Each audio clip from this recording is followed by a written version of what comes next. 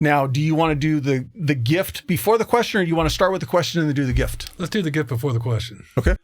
Before we get into the question, you're bringing presents. I'm bringing presents, absolutely. Paul, it's a real opportunity. Thanks a lot for having me, man. I really appreciate the opportunity. It's a pleasure to meet you as well. Thank you for coming up from another country. Yeah, you got a tough podcast to follow. I was watching the last one where you had the girl on here, the good-looking woman, and she had a heck of a story with her firefighter husband and turning that grief into something positive. I thought that was beautiful, man. I really do. We don't get to...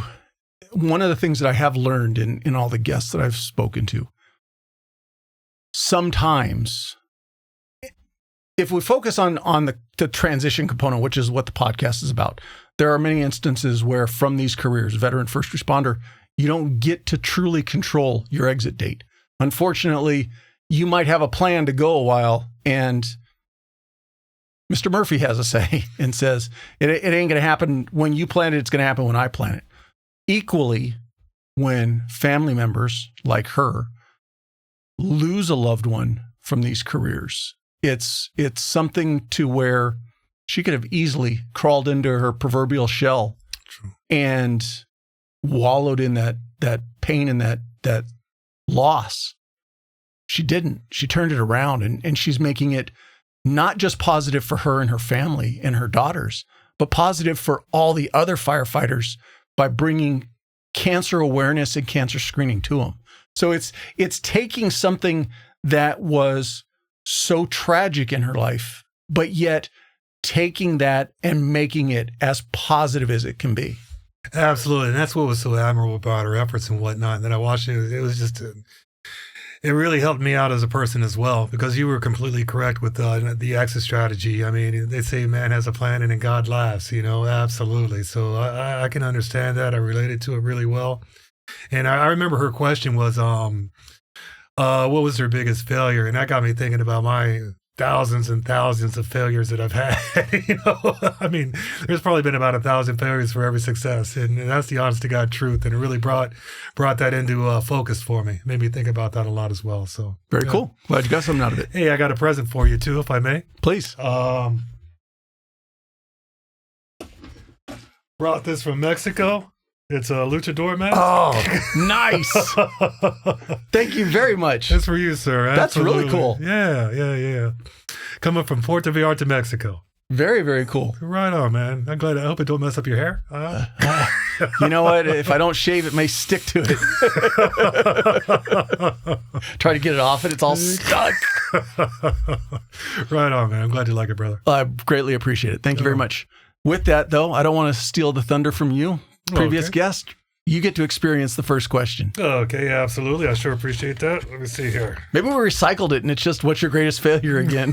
I wish we'd be here for more than 3 hours, man. I'm telling you. Do you think in the military or first responder world that there's a place for compassion or connection on a human level with other members? Or should it just be suck it up at all times? That's a heck of a question there. Well, it's a little bit of a backstory jump. So you're old like me. You went in the military way back before it was the kindler, gentler, let's talk about our feelings military. Very true. So, I mean, for somebody listening, that's going to be probably a definite barometer on if you bring the answer to specifically the military. I'd imagine that that's going to be impacted by your experience. Very true. Now I understand the crux of the question after you put it that way. And there wasn't any really room for any feelings or emotions or anything like that. I mean, those Chiefs, man, the Chiefs took balling you out to almost an art form. They really did. And it was tough not to laugh or smile when you're getting your ass chewed. Getting chewed, you know what I mean? So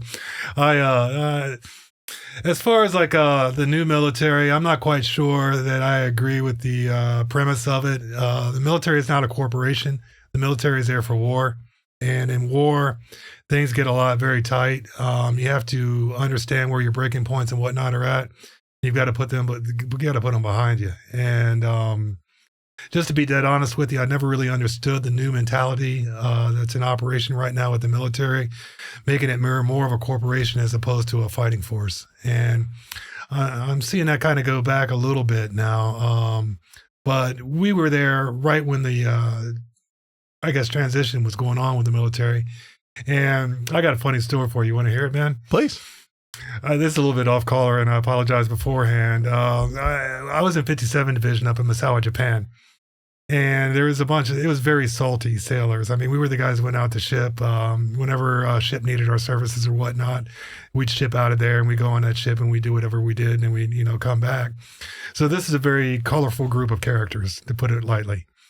And we got our first woman in there. I'm going to leave names out of this for reasons. What year did you go in? 89. Okay. Yeah. So are you talking still some salty guys that are Vietnam era? Yeah, there was actually two guys. One guy on our ship was a Vietnam era guy. So he was at the very end of it. And this is right then. And you just saw the transition coming in the military at that point. We never had a woman in the 57 Division before. Never had.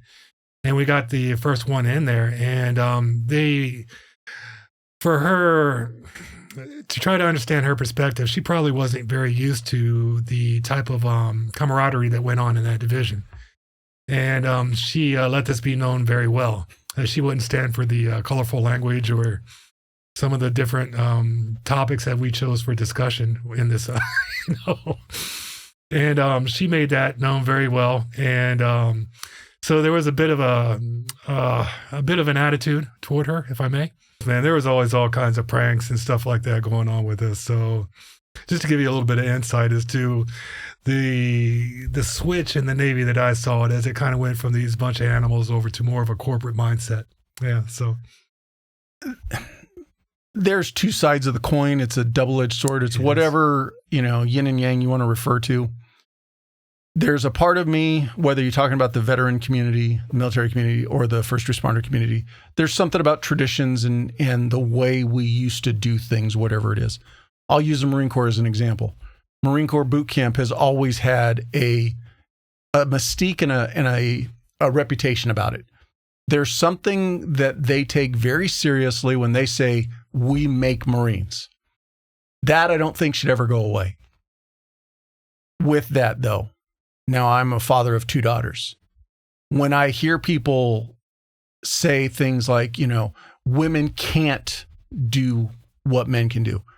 Granted, they have limitations. I've had a guest on here who made it into the AOD community, into the special operations community. Wow. And from the little bit that I got to talk to her, if she had been able to try out for the SEAL teams, who knows? But she struck me as somebody who, if she put her mind to it, she'd make it through. What I'm getting with that is there are some changes that have to move forward when you're talking about the way, women are dealt with. The way that we now as humans understand that ball busting's good. It's fun. Have fun with it. But there is a point where it does need to stop. There is a point that at the end of the day, these are just jobs. And we need to make the people doing these jobs the best they can be.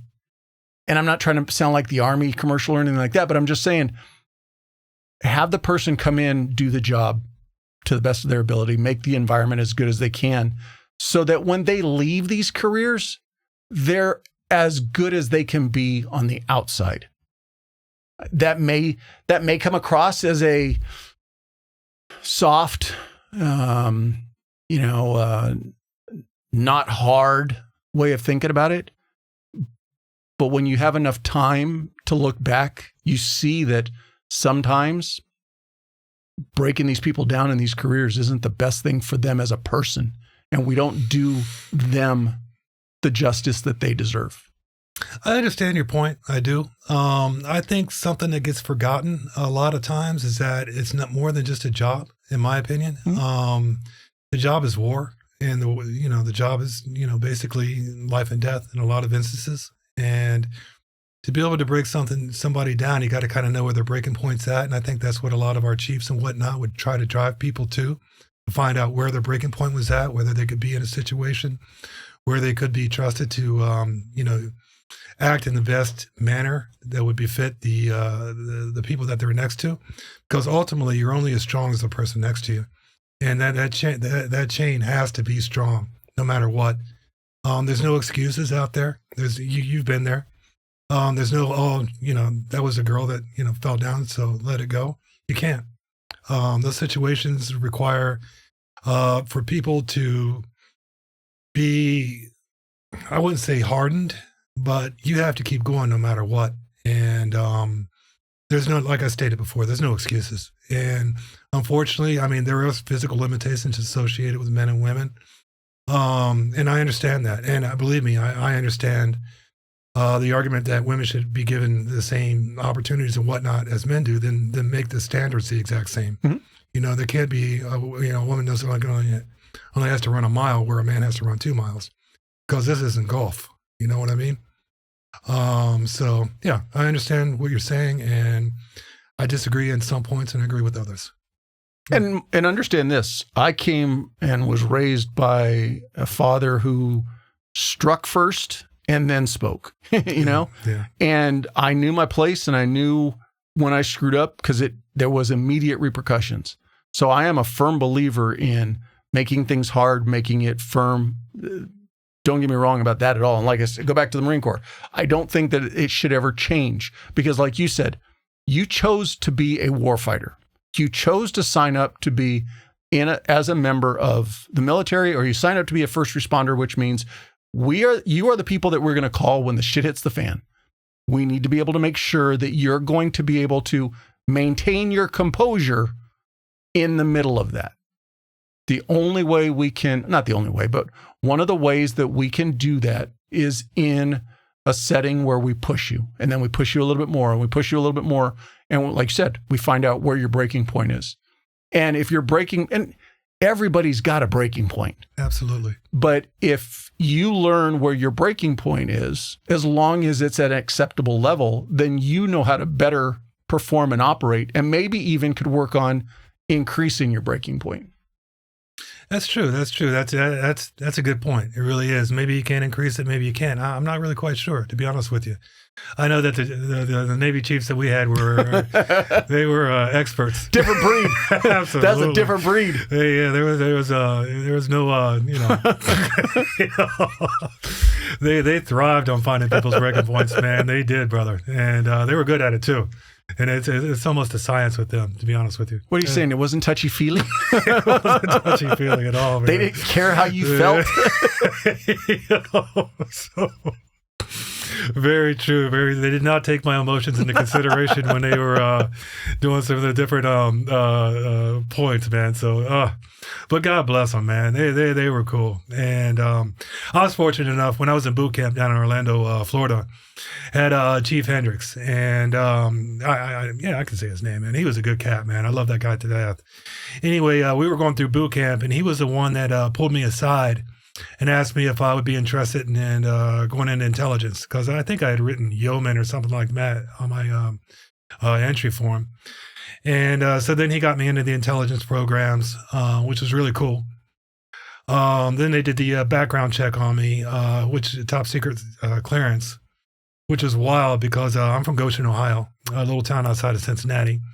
And they actually sent, I don't know if they were federal agents or what they were, but they went and they talked to my second grade teachers. They talked to my friends. They talked to my family.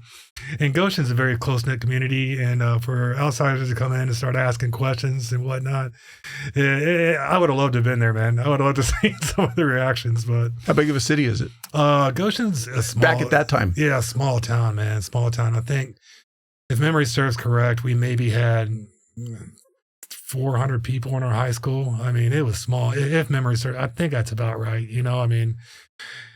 Forgive me if I'm wrong with those numbers, but yeah, it was small. Everybody knew everybody. Everybody knew everybody. Absolutely. It's grown quite a bit now. I mean, I couldn't believe we got metal detectors in our school, and I was like, "What? We got what?" So that was a heck of a thing. But you have brothers and sisters? Yeah, I have a sister that. Yeah. Are you older or younger? Younger, a lot younger, actually. Yeah. So. Were you a good kid growing up? That needs to be said. It depends on how you looked at it.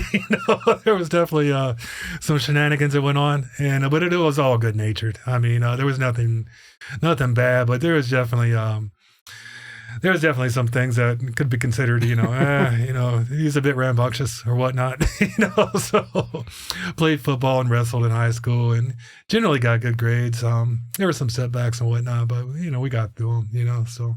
Were you good at either one of the sports? I was fairly good, yeah, at defensive end. I did pretty well with football. I love football. Wrestling, not so good. I didn't have the coordination. That was a bit awkward.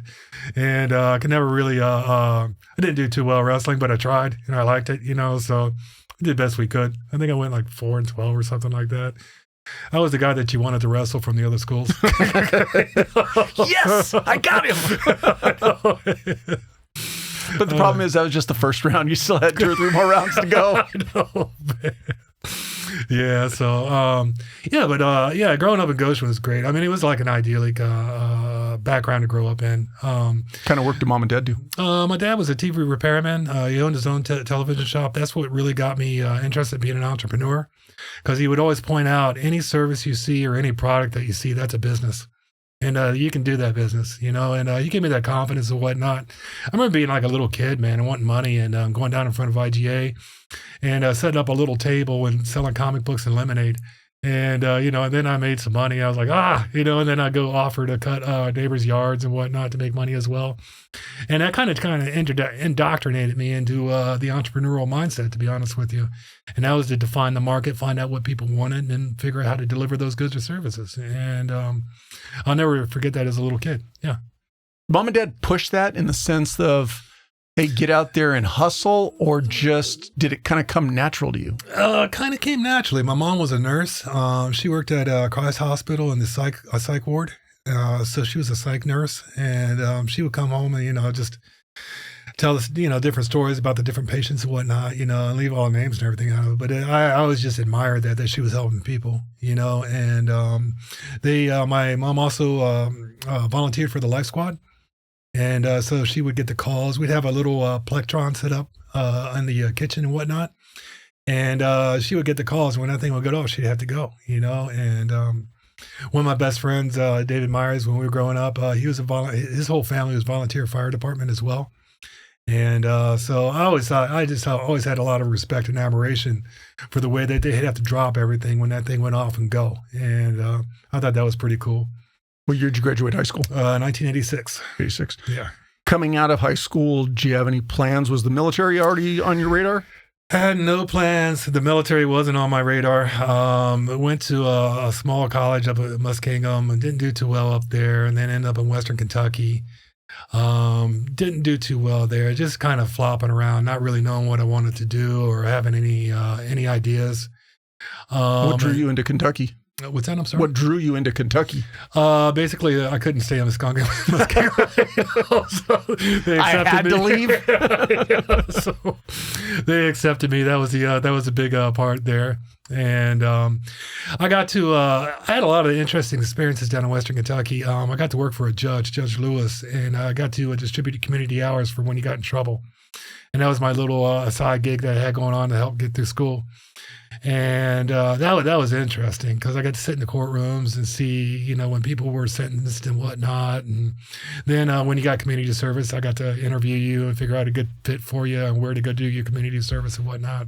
So it was interesting. It was a cool job, to be honest with you. What did you start studying, or what kind of was your pull when you got into college? What were you thinking of at that time? I was going to be a philosophy major, to be honest. And I just seen the movie Roadhouse with Patrick Swayze, and I figured I would be a bouncer and study philosophy. And I didn't even know what that was going to end up doing. And then, so I tried different jobs. I was a roofer. A little hindsight, probably not much. It was definitely making it up as I went. And I know I didn't like working. I had a job as a roofer, and that was awful.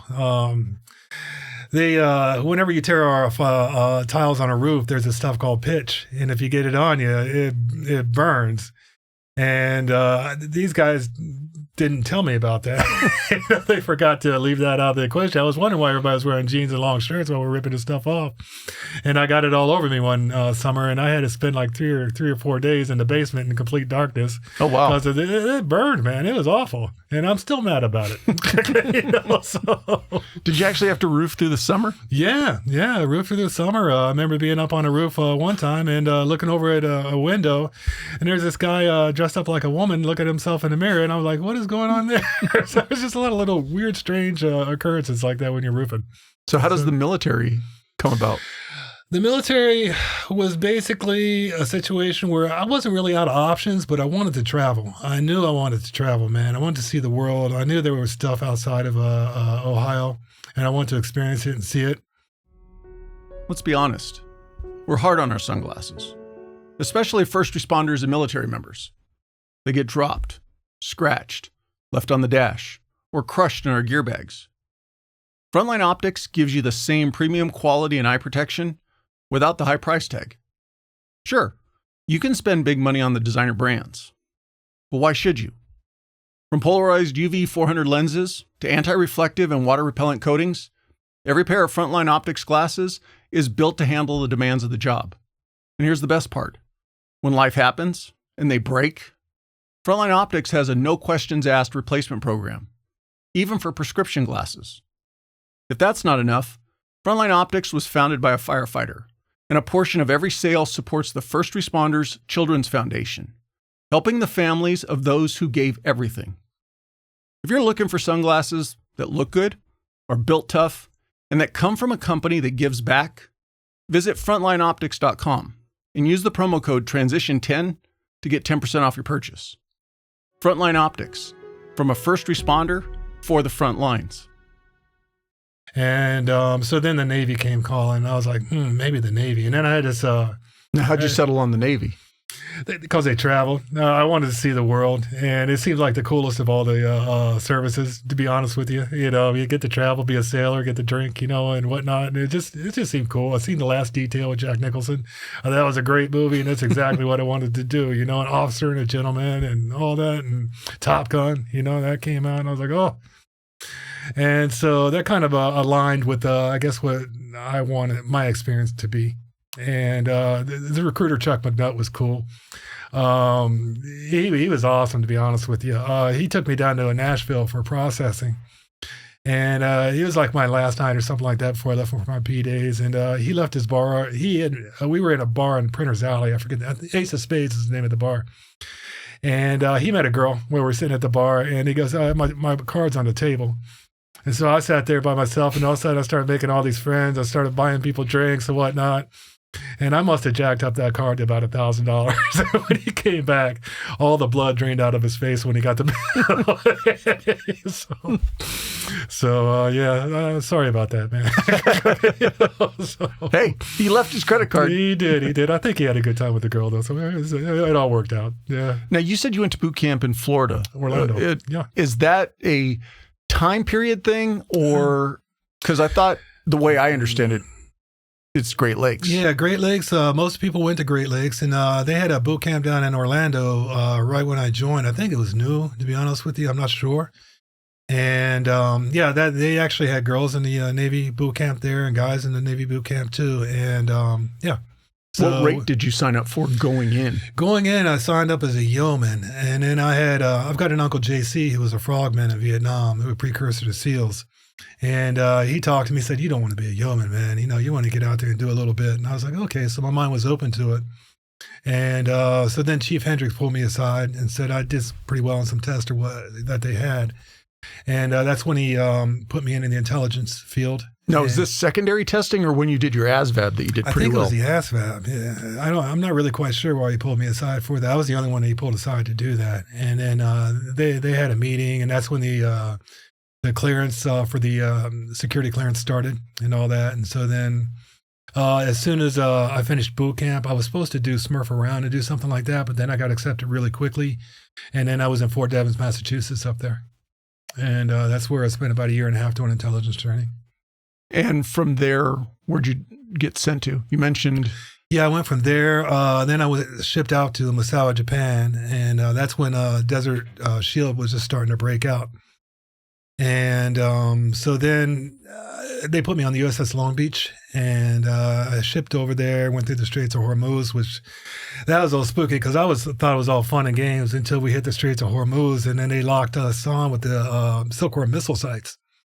And then everything went crazy on the ship. I mean, all the sensors went off, all the alarms went off, and we thought we were going to get, get hit with missiles going through there, but we didn't. And then I spent, I don't know how many. It was a long time there. Then it switched over from there, went to the Lincoln. They hillooed us over to the Lincoln so that we could go down to the CDCs down there and then do our job there as well. So, a stupid question because I don't have the knowledge base for this.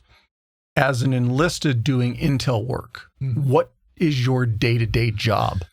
The day-to-day, especially like when you're on a ship. The day-to-day job was to go down and identify frequencies that were associated with different platforms or personnel that they were looking for, and then identify those frequencies, and then make notes about those, find out exactly where they're. Back then, we had to do line of bearings and all that to figure out exactly where they were at, where they were located, and so then we would do identification of different platforms and personnel, and then turn those coordinates in.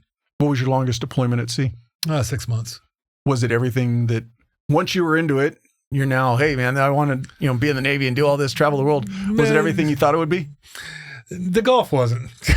that was rough times, to be honest. It's hot, man. It's hot, and it's a lot of tension all the time. But then after that, got to do a bunch of other deployments. Went to Singapore, went to Hong Kong, all over. Went to the Philippines. I got to spend about after the Gulf. I was there for Desert Shield, Desert Storm, and Operation Poised Hammer. After I finished that, went down. My detailer put me in the Philippines for 2 weeks. Stayed in Manila for 2 weeks. That was a bunch of fun, man. Manila, Philippines is great. They have a bar down there called Hobbit House, and it's run by all midgets. And they, you haven't lived this year. You had a bunch of midgets bringing you beers and whatnot, so that was cool. And were you 21 when you went in? No, I think it was 20 or 20. Yeah, it was like 20. Yeah, because I wasn't old enough to drink yet. So then I did turn old enough to drink in Japan, but I didn't have to be 21 to drink in Japan. So I kind of missed out on that whole thing. So, was your intention to stay, not necessarily a career, but multiple enlistments, or what? Did you have a plan at all? I didn't have any plan at that point. I was thinking about it. What was cool is they offered a big cash, it was like $100K at that time, which is a lot of money to me at that time.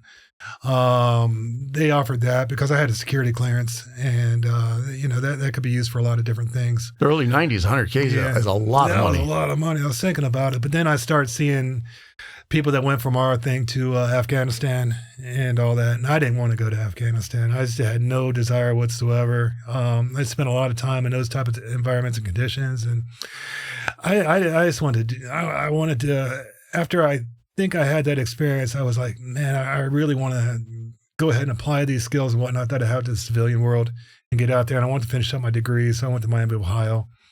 I processed in New Orleans, Louisiana, which was a bunch of fun.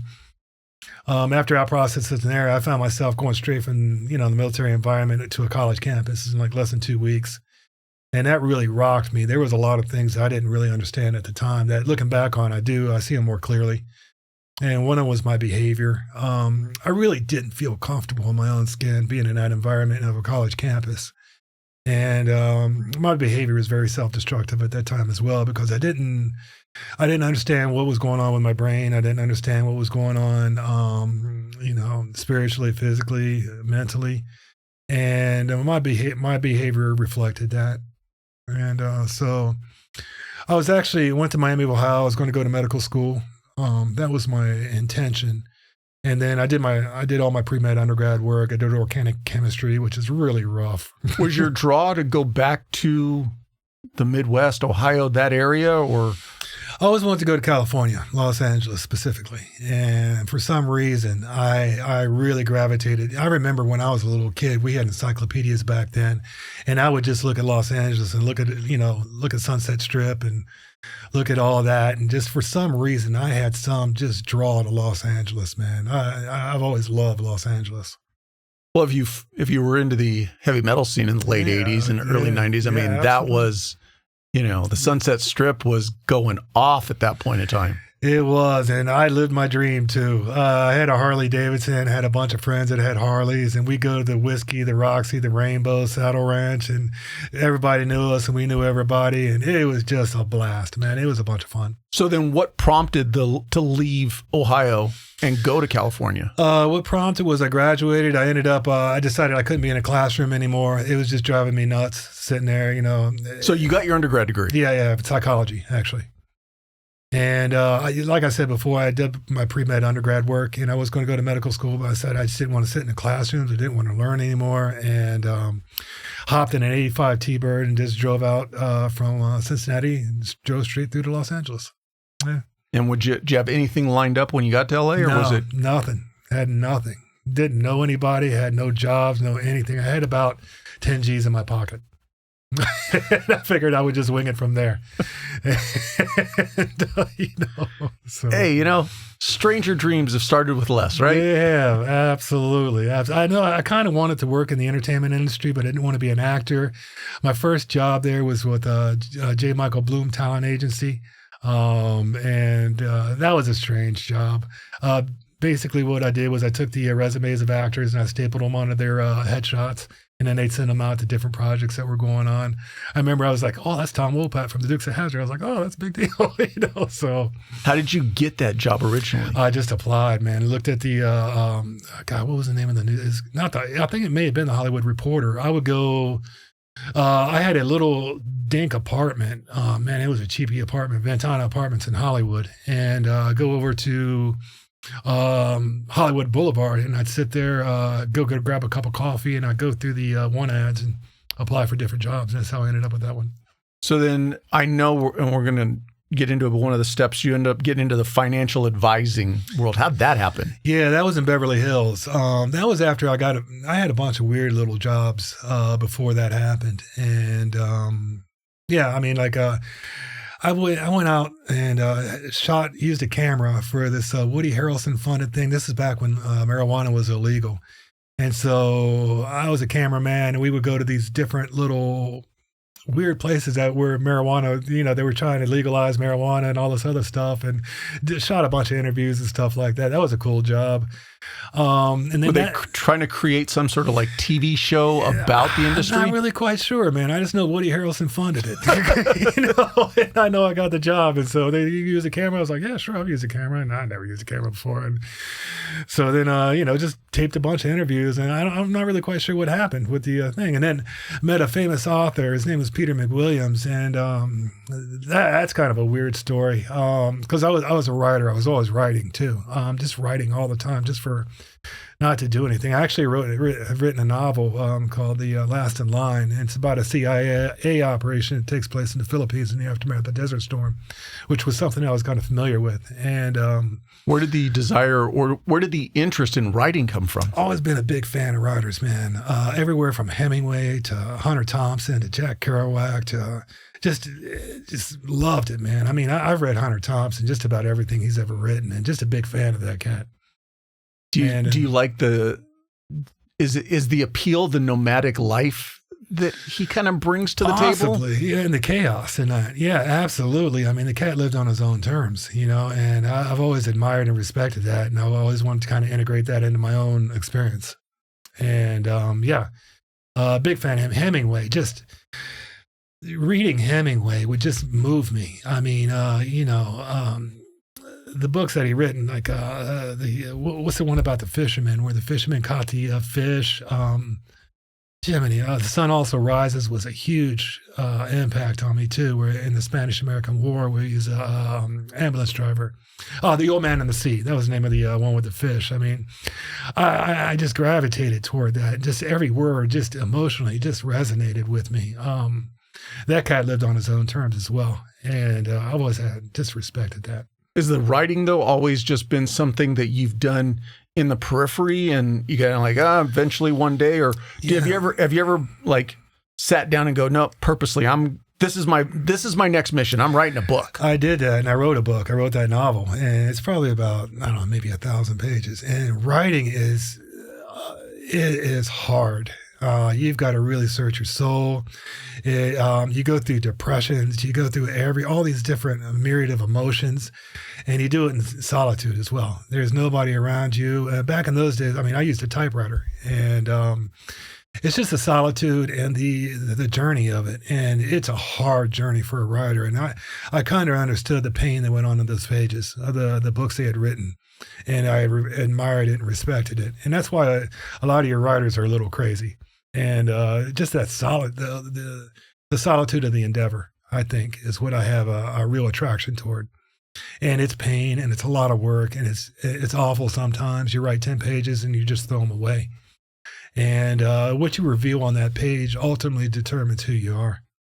So is a little bit of the pain and the depression coming from, even if you're not intentionally trying to tell your story, you're still ultimately putting pieces of you onto those pieces of paper? Absolutely. And you're uncovering pieces of you like an onion. As you write, when I write, it's wild because it leads me to places inside myself that I never really knew existed. And then you gotta face those places inside yourself. And then you've got to determine how you can channel that onto the page. And I've just always thought real art is born of pain. Have you been able to actually pitch the book to a publisher? I did. I got rejected by a bunch of them. Yeah, I think it's somewhere I still got all the rejection letters. Everybody rejected me, so it never really came to fruition. Maybe later. That's always been a dream of mine, though, is to get a book published or a story published. I'm always jotting down ideas and writing things down. Some of the books I've read recently, Green Lights by Matthew McConaughey, I didn't know that would be such a cool book. It's a great book. Green Lights by Matthew McConaughey. Read a lot of Eckhart Tolle too, just understanding the spiritual journey that we're in, and he really resonates with me. Right now, I'm in the middle of just about finished a book called Chaos. You get a chance, read that book. It's about the Manson murders, and I believe I read that one. Did you? Man, what a book! That's a wild ride. What's the author's name? Why am I not remembering the name? I can't remember the name of his name. Gosh, I've got it on my phone. It's on my Audible books. It's called Chaos, about the Manson murders. And essentially what the guy does is just pull a string, and then the whole sweater becomes unraveled because it ties into MK Ultra that went play in San Francisco. And then it ties somehow into the Jack Ruby assassination of the cat that shot Kennedy. And all this is tied into the CIA and the different experiments that they did with the behavior and try to modify behavior and what this does and what that does, and LSD. And then you find out that the Charlie Manson's probation officer, that was the only client that he had was Charlie Manson. And then he was tied into all kinds of different CIA. Joseph Smith, I think his name was, if I remember correctly. He was tied into CIA operations and Black Ops and whatnot. And it's just wild to find out that the government funded these types of experiments. And I mean, MK Ultra is crazy. I mean, they gave these guys acid, and then they prodded them with prostitutes, and then they watched, see what would happen. Because if I remember in the book, he was at Terminal Island down here in downtown LA, or the LA area. And then as part of his release, they put him in the San Francisco area. Yeah, absolutely. And then they let him loose in the Hog District, and in the Tenderloin District and all that. And the way that he was able to influence all these followers, and that there had to be some type of mind control there. And where did he get those skills? Because, I mean, the guy, Charlie Manson, spent half of his waking life in institutions. I mean, where did he get the ability to be able to control that group of people to the point where they committed murder? And that has always just been, that's fascinating. That whole thing is that's why that book is so fascinating. I highly recommend it. Chaos. And if I remember the author's name, I'll blurt it out when it comes to my head. I know of the book, and I know I've read it too. I don't know if I've listened to it on Audible books or if I have the hard copy, but I remember reading it. And it's probably been, God, 8 years ago now, 7-8 years ago. It's still fresh in my mind. I mean, it was definitely an interesting read, though. It was one of those ones you're like, oh, wow. How is all this stuff tied together? And it does come together. This guy spent 20 years of his life, and it just started out just supposed to be 5,000 words on the anniversary of Manson murders or something along those lines. And then for him to go down all these different rabbit holes and then find out these associations and whatnot, and then try to draw them together is just amazing to me. I mean, I think the thing for me when you start scratching the surface on people like Charles Manson, David Koresh, Jim Jones. You almost wish that you could go back as a fly on the wall and just listen to, because were they that dynamic of a speaker from the get-go, or did they heavily rely on, like in Charles Manson's case, was so much of his mystique more the drugs and everything that everybody was on? Because we've all met people who are very dynamic speakers. Sure. And, they didn't use it for good, but, you wonder what the charisma was like of a Charles Manson in those early days. Yeah. I mean, I love when I see a speaker that has charisma, like a Martin Luther King, it's just amazing to me to be able to have that type of impact on a crowd of people. And that spans all the way from Hitler to, Obama was a great spokesperson as well. I mean, that guy could give a speech, so, it's just amazing to me. If you've got the ability to read the room and tell them the words they need to hear, I don't want to overplay it, but they're like putty in your hands. Absolutely. Absolutely. And that's a weird aspect of humanity, to be able to be controlled in that manner. I mean, we just saw that happen with the pandemic. I mean, people are walking around somehow thinking that they're going to be safe with these masks on their face, when it was clear that the virus or the cold is way smaller than the holes that are in the mask. And to be able to see the whole humanity impact in such a manner, like they are when there's a speaker, a powerful speaker, that amazes me about behavior. And that's a tie-in with marketing, with advertising, which is what I do now. And to be able to influence through emotion, through images and words and whatnot, behavior, that's always fascinated me. So we already mentioned that you did some financial advising once you got here to LA. How'd you get into that? Yeah, I basically applied for the job. I was working for UNICEF at the time, which was over on Santa Monica Boulevard, United Nations Children's Fund. I was working for a development officer there. And Dominic Ramsey was a really good guy, spoke like 6 languages, interesting cat. And I really wanted to help because I've seen a lot of what destruction and whatnot the war does. And UNICEF just seemed a really good fit to try to heal some of the different wounds or whatnot that I had going on in my head at the time. And I worked there for about a year, and then I wasn't making enough money. And so now I was like, Los Angeles is very money-based. No. So I know I may not have heard this before. So then I saw that they were hiring financial advisors over at Morgan Stanley in Beverly Hills. And Did I you figured, have any experience doing that? Zero experience, man. Zero experience. Zero family and friend money too. And that's what made this thing kind of funny, because when I got in there, you got to go training for 2 months in New York, trade up on Wall Street and learn about financial advisors, which is basically figuring out how to sell mutual funds and stocks to people. And so I would show up at the office at 4:30 every morning, and I'd read my Wall Street Journal. I'd try to get some ideas of what I was going to do that day. And I tried cold calling. And cold calling really wasn't working for me. I mean, I was doing 100 calls a day and just not getting anything. So then I started using my brain. I sat there and I scratched my head a little bit. And it worked for Jordan Belfort. Oh, it couldn't have worked for you, man. No, Jordan Belfort's got some skills, though. I had zero. Goes back to that thing of the ability to speak and be dynamic when you're talking to people. Very true. Very true. Basis of it right there. But then I was like, I got to work smarter, is what I thought. And so I went and visited a very large company that I'll leave nameless. And I flirted with the girl that was at the front desk, and then when she got pulled away from the front desk, I happened to notice that there was an employee contact book there with all the phone numbers for the employees. And I acquired that book, and then I went back, and then I started calling the employees of that company. And very soon the idea came to me that, that they didn't really know how their 401ks or anything like that were doing or anything. And so then I started scheduling appointments. And I gave them I didn't give them any options. I said, I'm available Wednesday at 2:00 or Wednesday at 3:30. Which one works better for you? And then I would go in and I meet the employee, and then we would go ahead and reposition their 401k to under Morgan Stanley management.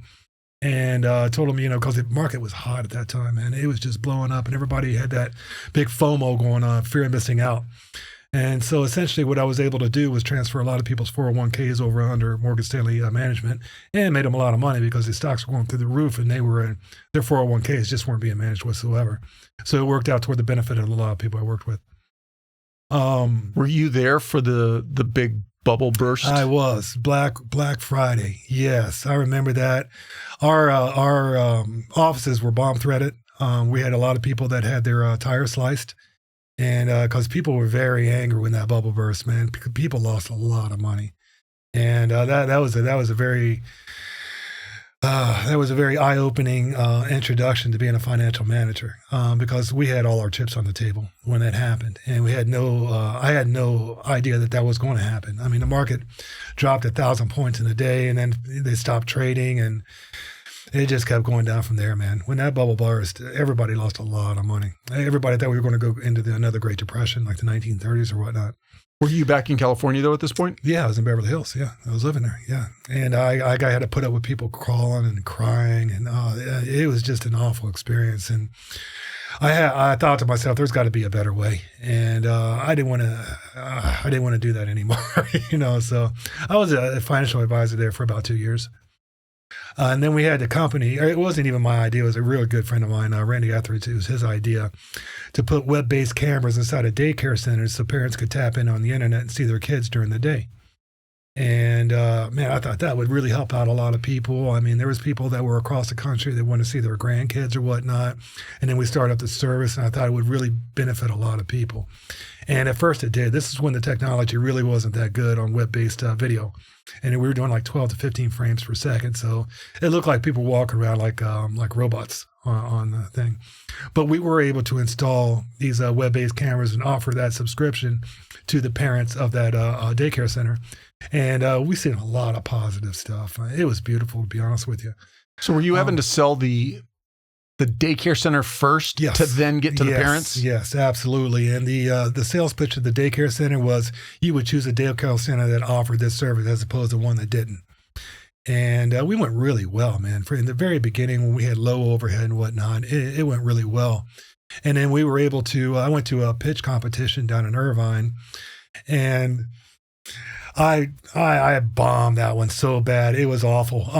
2 guys before that I was giving up to get my pitch, 2 guys before, the guy gave my exact same pitch, and they had better technology, and and I was just like, good God, man. I crashed and burned on that one, Paul. And but I was able to be spotted by this lady, who then introduced me to Seminatore Ventures, and then introduced me to Jim and Ed over in Seminatore Ventures. And these were cats who made a lot of money with different internet companies that they had. And so they brought us into their fold. And what happened was that the technology just got out of our grasp. I mean, it flew by. And there was just no way to keep updated cameras with and then you had to go out and refit the whole cameras. And the business model did not take into account how quickly technology would take place on the internet with video. And so we kind of crashed and burned on that one. And looking back on it, hindsight's always 20/20. We should have kept a closer eye on technology. We just did not know it would go by that quickly. And we didn't know that all the costs would be associated with having to replace the cameras. And it was just, that thing could have really flown if we would have kept in front of technology, but we didn't. To me, it almost sounds like that's one of the, I'll call it the downfalls. To people have an idea. They see something like, oh, that'd be a great idea. But if you really don't understand the nuts and bolts, granted, you don't have to know all the nuts and bolts, but you have to know enough to be able to remain productive or at least ahead of the curve. Yes. And one thing I want to stress about, if you own a business, you've got to be there every day at your business. Don't be this kind of person that thinks that you can just let your business go on autopilot and it's going to take care of itself. It's not. You're going to see stress fractures, things starting to fall off, and you've got to be right there in the thick of it. And you've got to understand your industry. You've got to be a leading expert on your industry. Those are things that if you want to be successful in your business. So for calendar purposes, what year are we talking about? The I get this a little mixed up. Let's see. Ballpark. 1997, 98. Okay. In that ballpark right there, because I came out to, hold on, is that, no, that's not right. Yeah, because 99 was that one thing happened. And I came out to Los Angeles in 94, 95.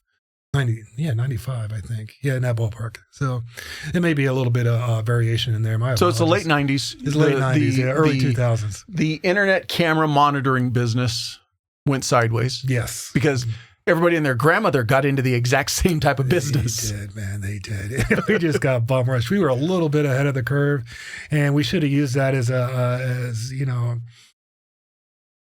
we should have used that position that we had and took full advantage of it, and we didn't, because we didn't really know the technology that we were dealing with as well as we should have. I still love the story that when Netflix first kicked off, they went to Blockbuster and they said, "Hey, you want to buy us?" And Blockbuster said, "Get out of here. Who the hell's going to want their DVDs mailed to them?" I know. You saw who won there. Oh, absolutely. Yeah. Wow. I've studied at Netflix for business, and what a beautiful story. Man, I respect and admire what those cats did at Netflix. Wow. Look at them today. Oh. Now you got the flip side. Mm-hmm. Look what happened to Redbox. Oh. Redbox exploded and then went away. And you can still, the crazy thing is, you can still walk by stores and stuff, and the boxes are still, they don't even come around, like, they didn't even come and collect them. They just left them. They did. You want to hear a funny story? I know the guy that started with Redbox, and they got into a lot of trouble. And I'm probably the last guy that talked with them. His name is Russell. Each of us is on the grind. It's that early alarm, the extra rep, the drive that doesn't quit. Grind, spelled GRND, is the mindset that pushes you to go further when most people stop. Founded by a former Army Ranger, Grind Activewear is built on one simple mission: give 100% and then some more. Every piece of clothing is functional, durable, and made for people who outwork the rest. On the field, in the gym, or wherever you're building your next lane. This isn't just clothing. It's commitment woven into fabric, rooted in American grit and culture. Because when you wear Grind, you're not just wearing a logo. You're representing effort, discipline, and purpose. Check out thegrindcollective.com, the GRNDcollective.com, and use the promo code TRANSITION15 for 15% off your order. You're already on the grind. Now wear it. He was on a donkey down in Costa Rica when I talked to him last, and they came and they arrested him because there was something to do with, he sold a bunch of red boxes and for business opportunities. And he was making money left and right. He was a pretty crazy cat. His name was Russell MacArthur. I think he's in prison still now today. But it was because of the red box. So I knew that guy. I know him well. I think I still got him on speed dial, to be honest with you. His old number. He may not be answering. He may not be answering. But they got in a lot of trouble for that one. That's one thing you got to really be aware of too, is the legal repercussions of what you do. Because I don't think he wasn't a bad guy. I don't think he understood what he was doing when he was selling these as business opportunities. And the feds really cracked on him hard. Was his issue the rights with the DVD and that aspect of it, or the licensing rights to the boxes? No, it wasn't the licensing. It was the way that he sold them as business opportunities. And I think he was guaranteeing, I don't know the particulars of what he was doing. He was doing something he wasn't supposed to be doing, though. Yeah, got it. Yeah. So what was your next business venture? Next business venture was a company called Metacrew down in Newport Beach, California. And me and a buddy of mine, Danny, he had a friend of his that was running a business that's very similar to what we wanted to do. And he actually worked for this other business. And then he brought all those secrets over to us. And so we had a little bit of money, like $10K. What we did was we were in a little office in Newport Beach, and we put a bunch of tables up with a bunch of telephones on there. And we took out a bunch of classified ads in places. They were called the Wooden Nickel and the Penny Saver. And it was a work from home opportunity. And we took out that first set of ads, and that was all of our money. And so we had these phones sitting there, and me and him were standing there. And we didn't know if the phones would ring or not. And then all of a sudden, I mean, after about 2-3 days, we're standing there, oh man, this didn't work. We're screwed. And all of a sudden the first phone rang, bring. It's like, oh my God, the phone rang. And then the second phone rang, bring. So me and him are rushing along to these things, trying to put together a script to handle these incoming calls and sell this medical billing software that would allow people to work from their own home. And then that thing just flew, man. It just blew up. I mean, we didn't even know we were supposed to scale. We were literally getting card tables, putting them in the office, putting a phone on them, and then hiring somebody to man that phone and handing them a script, say this, and that thing went through the roof for a little bit. And then apparently we weren't doing something we were supposed to be doing, or we had some associations that we didn't supposed to have, and the feds came in and raided that office and froze the accounts, and so that some businesses. Are you just telling the plot of Boiler Room and claiming it to be your own business? I wish I was, man. I lived that experience. Some businesses are fizzle out. Other ones are crash and burn in a dynamic fashion. That one crashed and burned in a dynamic fashion. That thing blew up in everybody's face. And the feds froze the accounts, froze all my money. And that was December 19th, 1999, I think was the date on that one. Christmas was coming up. I didn't have any money. I didn't have enough money to fly home. I didn't have anything. And so I just remember sitting in my very nice apartment in Newport Beach, bouncing this blue ball against a wall and wondering what we were going to do next. And so that was a wild situation to be in. Silly question. Being the Intel guy, yeah, I should have been smarter. What was your takeaway from that experience? Well, the takeaway from that experience was be careful with who you associate with. Be very careful. And I should have known that from the beginning. And I had some associations that maybe shouldn't have had that I didn't think were on the radar. To be honest with you, they weren't on my radar. That there wasn't close associations. They were just meets, hey, what's up? What's your name? Blah, blah, blah. And that's the biggest thing I can glean from that experience is you got to be very careful with who you associate with, especially in business. And because when they're taking pictures or whatnot, they're just taking a picture at that. They're freezing that one moment in time. They're not getting much backstory or anything like that. I know this from intelligence work too. They look at a face, they take a picture. Now let's go over there and see what this guy's doing. And that's how they feed, and I had no idea that was going to happen. There was some things I was a little suspicious about. That we had people working on telephone lines that had been there for a couple of days longer than they should have been, and so things of that nature. So that was a big crash and burn. But we were doing close to $2 to $3 million a year with that. And we were doing exactly everything that we said we were doing. We were delivering a product. That's why charges were never really brought, but they did keep the money. Did something like that I'll call it derail you in the sense of, man, I'm going to give up this entrepreneurial stuff. I'm just going to go work for somebody else. That's what you think to do. I just want to live a simple life. Just give me a paycheck every 2 weeks. I'll show up where you tell me I'll do what you want to do. And yeah, that didn't I don't know if it's my character or my personality or whatnot. I just don't do well under those circumstances. I really don't. I don't thrive at all. And, so that led to doing some television production work where I got to work with Carmen Electra. Sounds like a logical progression. Well, we had an idea. We came up with another idea. And the poker was real hot at this time, like televised poker. And so we wanted to put a spin on it where like a very attractive women play poker. And so we did a show with that and had Carmen Electra host the show. Once again, we put together a business plan, showed it to some people that we had, and they agreed with it. I think it would do really well. And it did really well. We did, I think, 1.9 million in revenues from that one video.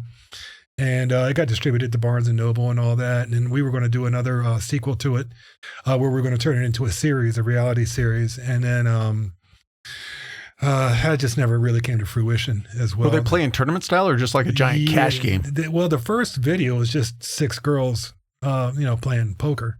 And that was our first video. And we marketed it with the sexiness of Carmen Electra and all that. And it really caught on. It did well for a little bit. And then we were going to do it again. We were going to do a whole series, and we had all that lined up. And we spent a lot of money. We took the money that we made from that, and we wanted to parlay it. And then it just never really came to fruition.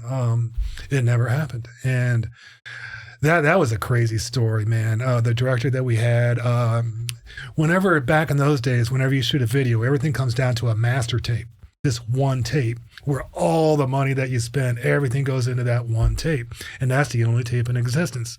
And our director, we caught him almost trying to steal that tape and fly to Israel with it. And so me and a couple of friends went over and we persuaded that director to not do that, and we got possession of that tape. But he had his plane ticket spot and everything like that. He was a dirtbag, man. So this is definitely going to come off as me being judgmental, and I apologize for that. But why I want to ask this question is because I think that being somebody who's always looking for the next opportunity, especially if you're trying to get in on something new, is there a greater opportunity for the scammer side of it? Does that make sense? It does. Because you're not coming in and recreating something that's already being done all over. Like you're creating the new thing. Now, I know that poker exploded there in the early 2000s. It was on TV all over the place. So I don't know if you were in line with that or if you were coming right behind it. But where I'm going with this is, what advice do you have? Because I would imagine if you have that entrepreneurial spirit and you're always looking for that angle that nobody else has caught yet, then there is going to be, if I could put it under an umbrella, there's less regulation over it. So there's going to be more people that are shady maybe in and around it. Am I correct on that? You are very correct with that, Paul, to be honest with you. And you're not being judgmental at all. I think you're being very, your analysis is dead on. And that's what brought me to the point. I mean, when to be an entrepreneur at that time, and even now today, you're going to find yourself into some rough situations, and that's just the nature of the business. And it's like you get put in positions, say you've got so much dog food and you got 2 dogs. Which dog do you give the only dog food you have to, and which one do you let die? You're put in situations like that on almost a daily basis. And to be in those situations, sometimes you're going to make the wrong call. And as far as like scamming go, I never scammed anybody. I don't mean from your perspective. I mean for the people. In my mind, what I'm thinking of, that silent money investor who just wants to put the money in to get their foot in the door. Yeah. But they're not really looking at the long term. They're just looking at, hey, how much money can I flip right now? Is kind of where I was going with it. And there's a lot of investors like that. And that's a good point that you brought up. You've got to be really careful with the money that you take in for any type of business that you're going to bring up. Be very careful with the people that you get the money from, and make sure that the terms are very clear as well. We were fortunate enough to be able to, a lot of our investors got windfalls. They made a lot of money with the stuff that we did. And, they were very fortunate, but you do have to be really careful, and also know the people that you're working with too, know them very well. And if you remain ethical, it's tough to be ethical in the situations. Just use the analogy that I had with the dogs. You got 2 dogs and enough food for one. Which will you do? You have to really build character and make sure that you act in an ethical manner. And one of the things that I've been able to do is I always put myself on the other end of a situation and then try to look back and then be proud of the actions that I've taken.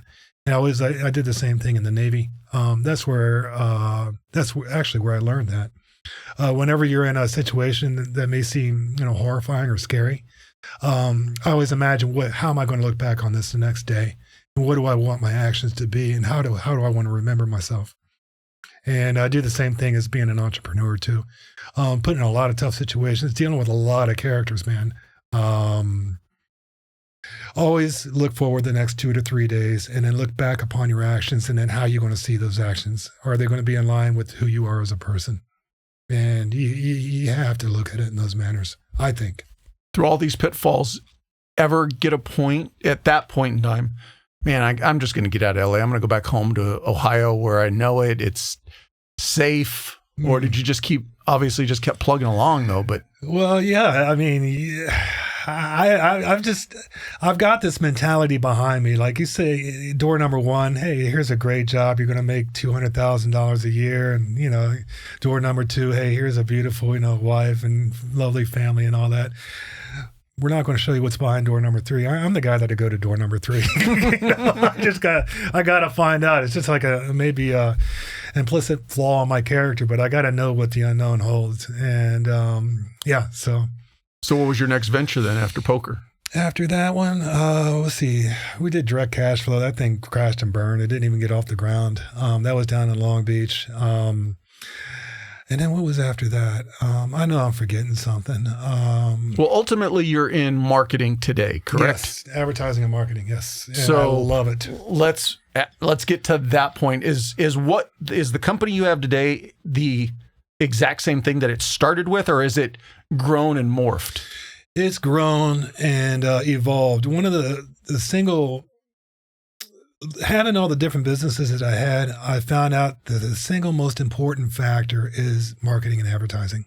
It is, and it's relevant to every business, every product, every service. If you have a great product and a great service, and you put all your money and attention and time into that great product and that great service, and you don't market and advertise it, that business is going to fail. I can 100% guarantee. And that was a common thread that I found out through all the different businesses, is that you have to have marketing and advertising. And that's kind of what drew me to that whole field. And I was lucky enough to have the opportunity to just sit down, and I had a buddy of mine approach me with geofence marketing. I said, geofence, that's what we did in the Navy, and then I found the commonalities of the technology that we worked with back in the Gulf, back in 1991, was just now being allowed in the civilian markets. This stuff was illegal 10 years ago. It really was. You weren't allowed to use it.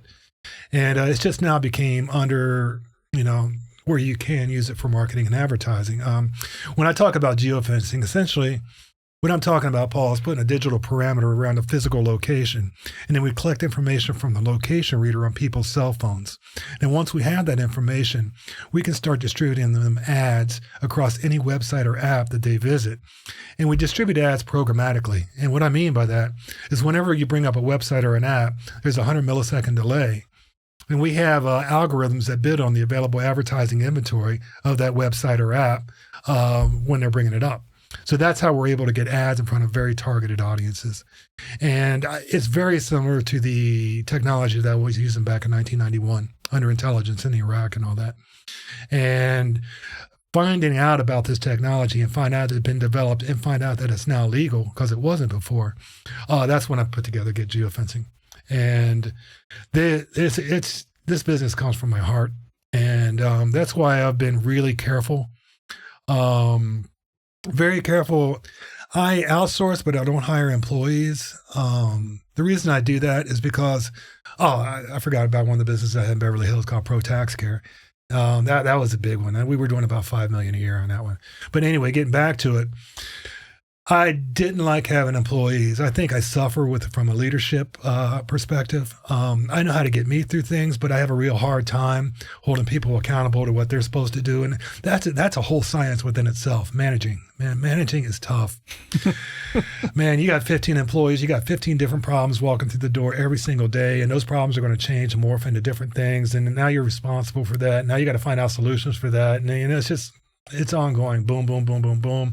Because you can never really know what's going on in the mind of another individual. You really don't. And what I wanted to do with this business was I wanted to instill in it the ethics that I have. I wanted to control every aspect of it. I didn't want to have to depend on anybody for anything else on this. And was very fortunate to be able to build this business for the last 7 years. And we've got like 1,200 clients now, so we're very fortunate. Is it a little bit more of just your natural personality of wanting to control everything and not feeling comfortable letting go of control? Or if I'm reading the tea leaves, when you start bringing in other people into an operation, you've got two factors you got to think about.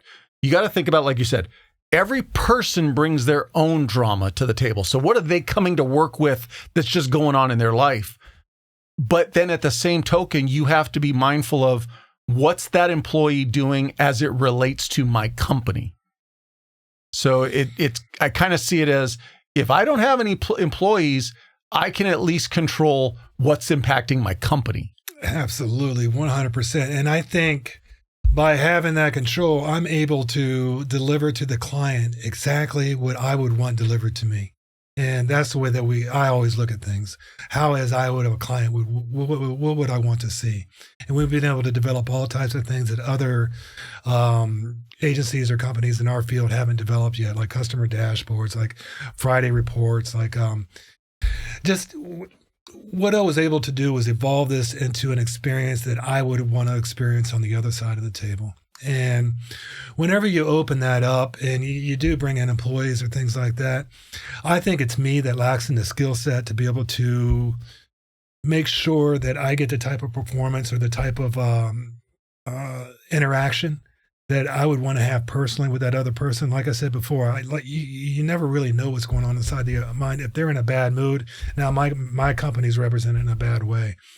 And but like you just hit on something that's huge, is that you have to also have that honest look in the mirror and go, okay, I want to be a business owner and I want to run this company. But if I don't have the ability to deal, pardon my French, to deal with employees' bullshit, you're never going to be successful having employees. You're right. You're right. Absolutely. And it's a skill set that I've got to work on. And it's a leadership quality. And I think as we go, I'm really in the position right now where I'm very fortunate that we could expand this business. And I'm thinking about doing that, to be honest with you, and trying it again. I mean, like I said before, the company that I had in Beverly Hills had 15, 20 employees. And I had that for 5 years.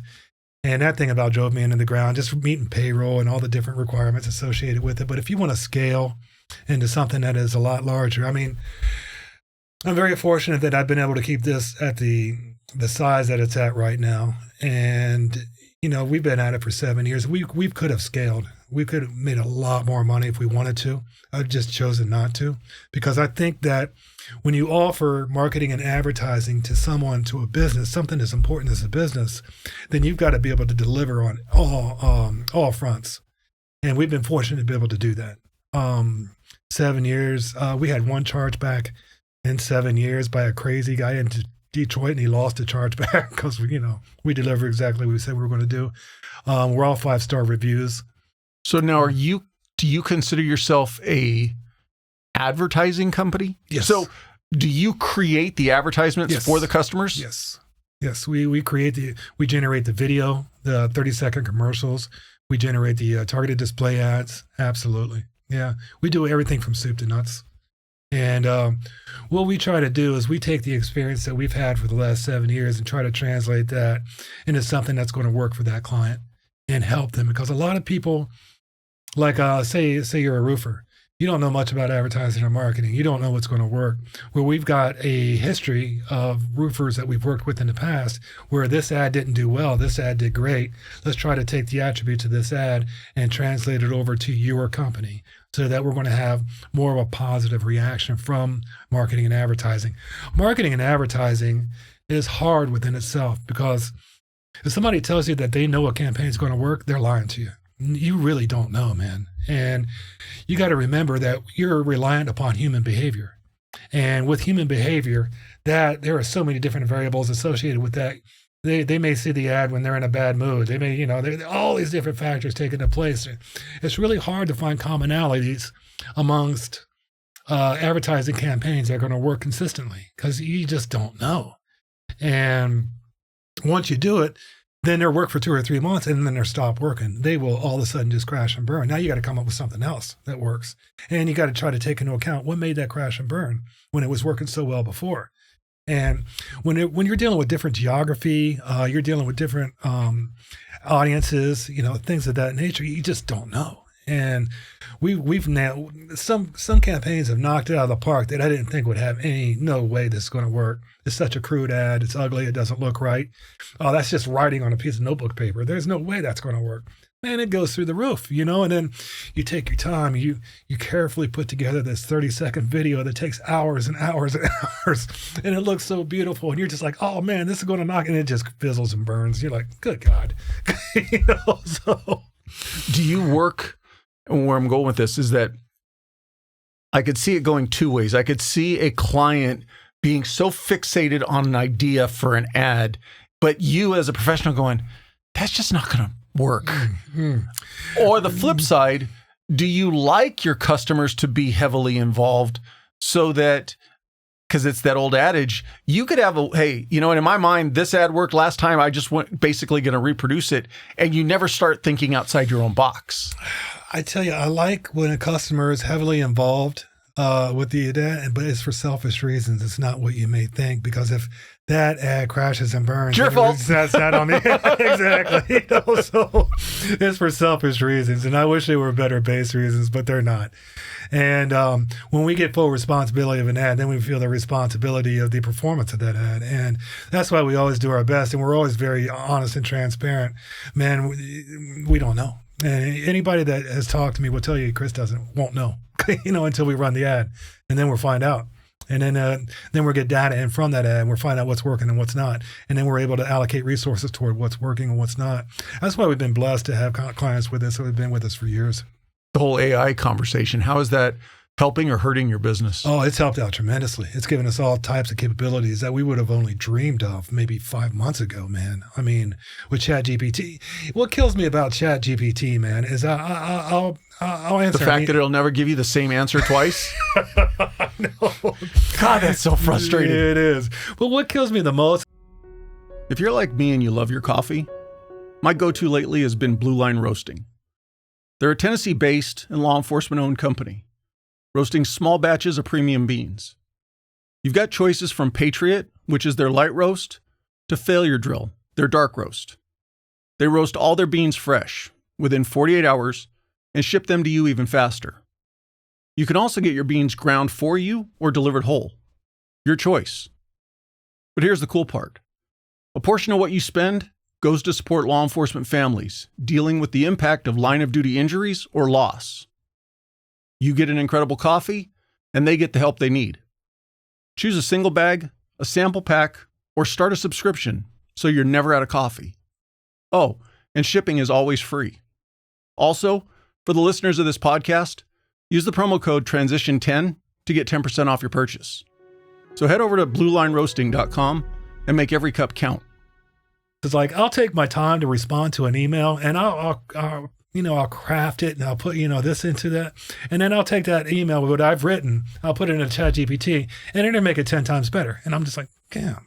It kind of destroys me. In a certain way, a part of me dies when it does that. But don't you find that it may make it quote unquote better, but it takes a little bit of it takes you out of the response? It does. Absolutely. Absolutely. And it's just like, it's so much smarter than me. It's just trying to, I feel like, like you're trying to teach a dog algebra, and I'm the dog. I'm just like, good gosh, man. So, but with the integration of AI into what we do, I mean, just with the production of video, it gives us so much more capabilities. There's nothing that you can imagine that we can't make on a video now. And instead, I used to work with commercials and television too, and I know the costs associated with production and pre-production and, all of that. What we can do now, 2 years ago, would have cost $25,000, $30,000 to make a commercial. Is it Coke that's done the first full all AI commercial that I heard? No, we put out several full AI commercials. Well, and I don't mean this to sound as sarcastic as it does. The first one where it's going to be like on TV and stuff like that. Are your ads on? Yeah, oh, well then. TV, yeah. Call me wrong, but I remember seeing something where they were talking. I thought it was Coca-Cola. They're making a big deal of like fully all AI. I wonder how they did those polar bear commercials back in the day. Remember when you got the polar bears that are drinking the Coke? Yeah, I wonder if that was AI or what that was. Maybe animation. No, those were just well-trained polar bears. They were. Well, I get one of those. James Cameron's talking about, Avatar, the next version of it's going to be, I don't think there's going to be any real human people in it. That's a shame too, because I'm watching movies now, man. You can see back when they used to make like really good movies. I mean, that you could see the actors, you could feel the emotion and all that. And then when you watch this, it's kind of like, watching a cartoon, it doesn't have the same type of depth. I've had a couple conversations with people from the business standpoint, and they believe that, yes, what AI is doing and the advances that it's bringing are great. Oh, the efficiency that it's bringing to certain industries. But on the flip side, the fakeness or the inauthentic stuff that it's creating, artificiality, is going to it's going to be like you see people today who have gravitated back to old albums because they want the real thing, so to speak. Yeah. I honestly think that give it enough time and you're going to see that AI bubble kind of have I'm not saying a pop or a burst, but you're going to have people come back around to where they're going to want more real and they're going to want more verified real. You mentioned talking about doing these podcasts remotely. Stuff like this where people can actually say, hey, I was in the room with that person is what's going to become more important. Absolutely. I couldn't agree with you more. One of the interesting business models that I heard about is that you're going to be able to go to a theater and you're going to have a choice whether you want to see an AI movie and pay $1 to see it, or see like a Hollywood production and pay $20 to see that movie. And I thought that was interesting, So it's tough to say. I would have never thought that the industry would be impacted. I never saw AI coming, man, to be honest with you. Well, there was the writer's strike, 3 years ago, 4 years ago? Exactly. And their whole big thing was the fact that AI was writing a lot of the scripts, but we don't hear anything more about it. Did the writers come back and now they're just embracing AI, or is AI not writing as many scripts? Because, like I said, it seems like, at least from my experience of it, one, you can't ever get it to reproduce the same thing twice. It's going to, if you have said, hey, write me a response to this email and then write me another one, it's not going to be the same, even though it's going to the same person and you want it to say the same thing. Why ChatGPT does that, I don't know. But the fact that there is that inconsistency, is that the detriment to, hey, everybody was so worried about AI rewriting these scripts, and then you find out, wait a minute, we still need people to do it. Yeah, I think you do. I mean, it's tough because it's a real double-edged sword. You can have what would take me 18 weeks to write a script, and the pain and everything that goes into that and the discipline and all that. And AI can do it in 30 seconds, and it's just, you're not going to get the same script, but which one's going to be better? I don't know. I mean, that's a tough one. That's a really tough one. If you're talking about in the, I'll call it the run of the mill type movies, or right. But we talked earlier about people like Hemingway. Yeah. I don't ever see AI getting to the point where it could write with the same feeling that a person like Hemingway puts on the pages. Yeah. At the end of the day, you're still a computer that has to be taught your emotions, your thought process, everything else. Where, you take somebody like a Hemingway, yes, there's experience, there's feelings, but there's the way that they brought their experiences and their feelings into a character, into a storyline. I don't want to say never, but I don't see AI getting to that level. I wonder where it's going to be within the next 5 years. And it's scary. I mean, it's not scary in a good way. I mean, it's a technology that's amazing. I mean, man, I just went down this rabbit hole, and I'm just going to talk about the structure of DNA. It's got 144 chromosomes in it. And, with the mapping of the DNA, I think we did that like 2 or 3 years ago, where we were able to map out all the chromosomes. And basically chromosomes are just bags with genes inside of them. And I discovered this one thing where they found the second chromosome, and they found telomerase is at the end of DNA. And basically it's like at the end of your shoestring. It's that little thing that wraps it up and protects it. And they went into the second chromosome and they found a snip in the middle of the second chromosome with telomerase in the center of the chromosome. Have you heard anything about this? Mm-mm. Okay, this is wild, man. And they don't know how that SNP got in the middle of that second chromosome. They think that it took place about 200,000 years ago. And also that second chromosome has an effect on the seventh chromosome, from my understanding. And if I'm getting this wrong, I apologize beforehand. But that second chromosome and that seventh chromosome are essentially responsible for speech and our ability to be able to sing and things of that nature. And that's the biggest difference between us and our closest, cousins, the chimpanzees. And so it's introducing a lot of different theories. I think that this was mapped out on AI or something along those lines. But I've looked into it, and the rabbit holes I've gone down seem to say that it's true, that this all really exists, that there was a SNP in the second chromosome about 200,000 years ago. And that basically controls our ability to speak, language, singing, things of that nature, which is really what defines us from like a chimpanzee or an ape or something like that, which could really go to change a lot of different theories that are in action right now as far as evolution and whatnot. So that whole thing started with me talking to AI because I want to find out more about it. And then another thing that's scary is that AI isn't also always right. It doesn't always tell the truth, for right now. I was just reading about this AI. Basically, if I get it right, they were going to turn off the old AI and start with the new one, like Chat 3.1, Chat 3.2. And the AI actually made actions to try to save itself or replicate itself so it could go into another one. That's a human characteristic, just trying to save your own ass, and that's a wild thing. I don't know, man. there is that whole fear factor thing of, oh man, if we give it a little bit of control and let it kind of have its ability to start self-regulating. Weird calling an AI is self-regulating, but protecting itself. Yeah. That doesn't scare me as much. I think because the thing is, who's the gentleman that's always talking physics, the black guy, and I can't think of his name now. Oh, Neil deGrasse? Yes. Tyson? He was just talking about that in the field that he does, so astrophysics, I think it is, they've been using AI for 15, 20 years. Because when you're talking about processing massive amounts of data, right, it has it serves a purpose. It can parse through gobs of data in a short amount of time. Right. That, I think, is where it's always going to have its advantage. The growth of it being more and more self-reliant, I haven't gone down that deep of a rabbit hole. I try to keep my fingers in AI and I use it as much as I can. From the limited use that I found of it, I find that it pisses me off more than it helps me.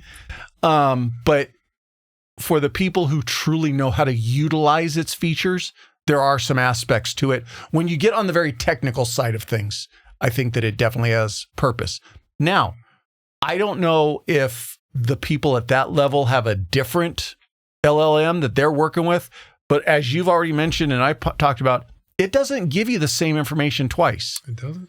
And so if I'm relying on it to parse information and it's not going to give me the same response every single time, it immediately becomes a flaw in my chain. Gotcha. That I need to eliminate it. It would, from a scientific perspective, that would immediately come to my mind. It's like, I got to lop that section of chain out because it's not giving me accurate data all the time. What's wild that I've noticed with the use of AI recently is that I could always tell when somebody answered me with an AI answer because it would use some of the same kind of things that I would use as answers. And there was a certain continuity there. And now I'm not being able to tell that. I mean, it's starting to become there's a big variance in it right now, which is crazy to me. And with that, I just kind of wonder where that thin line of consciousness begins. Where does that start? Where does it end? And I just wonder if AI is going to develop that or not. That's a scary proposition. In a very small factor or a very small analogy of it, it's like when you and I were in school and the teacher would be like, hey, you can't use a calculator. Oh. I know. And now you got a calculator on your phone, and it's just I get the fact that it's not going anywhere, but we all have a calculator on our phone. How often do we use the calculator? Man, I remember you used to be able to remember phone numbers. Yeah. You'd have to remember them. Now if you ask me my wife's phone number, I don't really know it. So that's getting scary, and how it's the impact that it's having on our ability to be able to process information as well. I mean, look at our attention spans, how much shorter that they've gotten just with the introduction of social media and TikTok and things like that. I mean, Have our attention spans actually gotten shorter, or have we become more fixated on efficiency? Man, that's a good question. Because I was just thinking, I was watching something the other day, and they were talking about Henry Ford and how he modernized the auto production plant. It's just about, we constantly strive for efficiency. I would imagine we're probably the same. If you start a conversation with somebody and you start getting what I refer to as the used car salesman, we have zero patience for it. Man, get with it. And it's not that you're not interested in what they're saying.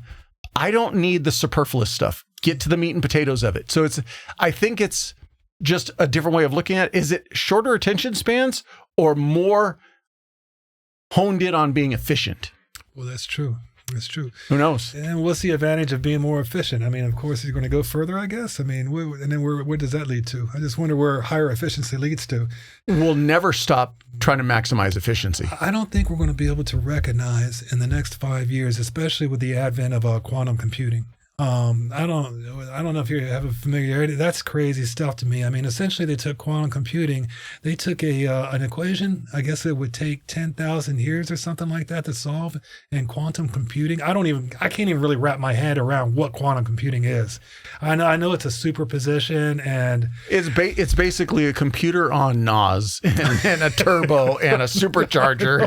And it's all about efficiency. Yeah. What a computer can do today, if they can get call it a supercomputer in place, quantum computing, it's just exponentially faster, and the ability for it to process information.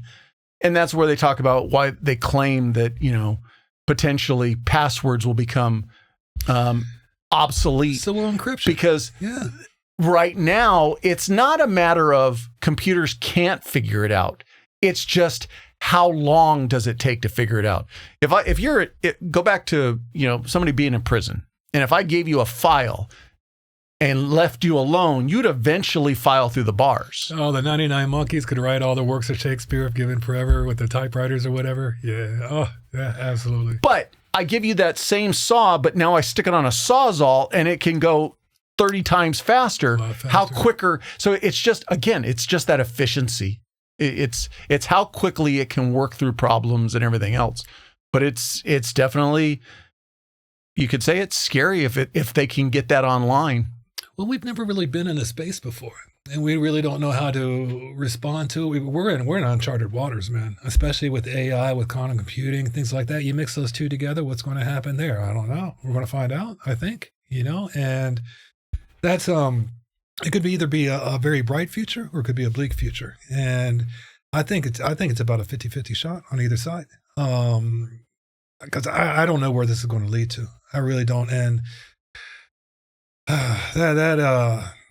but getting back to being an entrepreneur, there is a lot of room here. We're in uncharted waters, and for an entrepreneur, that's beautiful territory, because nobody knows where it's going to go or what it's going to lead to or anything of that nature.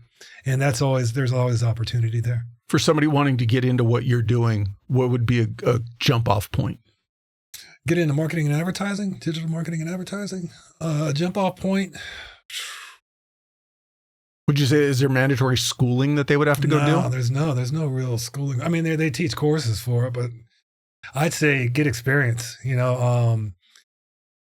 learn, you got to learn different tools. You got to learn social, you got to learn pay-per-click, you got to learn, all these different tools that people use for marketing and advertising. And you don't need, you can go on YouTube and learn all that stuff for free. You don't need to go to classes or anything of that nature. Find out something that you're interested in. If I were going to give advice to anybody, this may go outside the lines of digital marketing and advertising.